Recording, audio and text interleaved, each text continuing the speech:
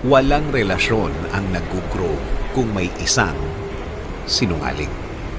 Kahit naman ng bangka o boat, kapag mabigat sa isang side, tataob kasi hindi siya balance. Dalhin natin ito sa relasyon.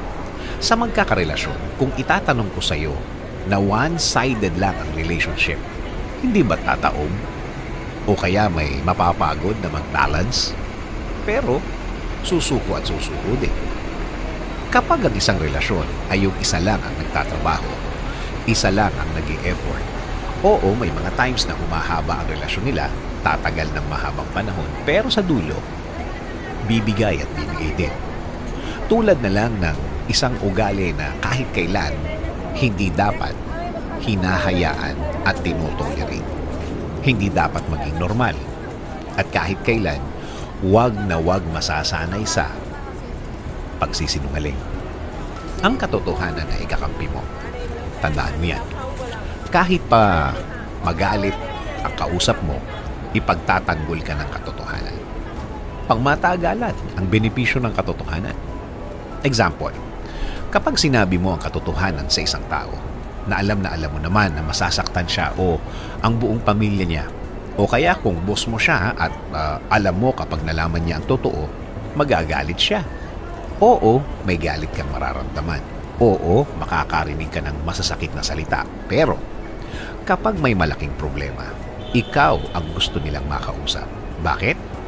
Kasi nagsasabi ka ng totoo.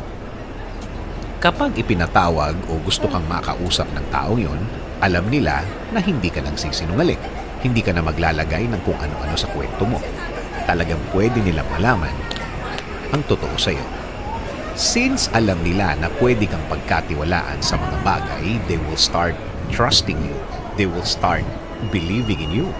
Itataas ka na nila dahil gusto nilang maging magandang example ka.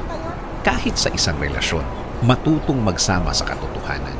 Gawing practice ang pagsasabi ng totoo. Kahit pa mag-away. Kahit pa magsigawan. Ang importante, walang taguan, walang lehiman. Huwag hayaan ng mga kasinungalingan na maging bahagi ng pagsasama. Huwag gawing normal. Huwag gawing part ng pagsasama. Maging totoo, maging tapat. Para pagdating ng panahon, wala na kayong pag-aawayan at para enjoy na lang.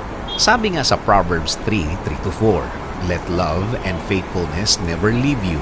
Bind them around your neck. Write them on the tablet of your heart. Then you will win favor and a good name in the sight of God